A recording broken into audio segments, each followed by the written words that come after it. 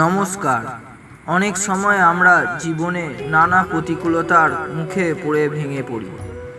আমরা দিশা খুঁজে পাই না, কিন্তু মহাদেব শিবের দর্শনে রয়েছে যে কোনো সমস্যার সমাধান।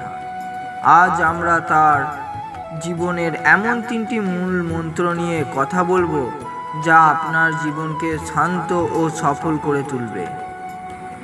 মন্ত্র 1, সহনশীলতা বা ধৈর্য। শিব কেন নীলকণ্ঠ?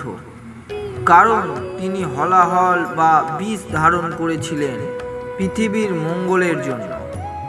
আপনার জীবনেও যখন কষ্টের সময় আসবে, তখন অভিযোগ না করে সেই কষ্টকে অভিজ্ঞতায় রূপান্তর করুন।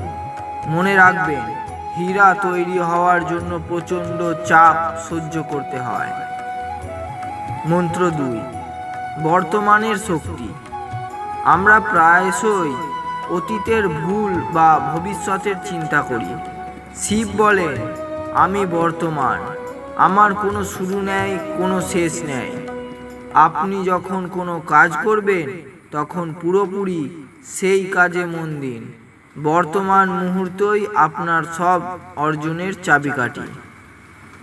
মন্ত্র 3, অহংকারের বিনাশ। অহংকার মানুষকে অন্ধ করে দেয়।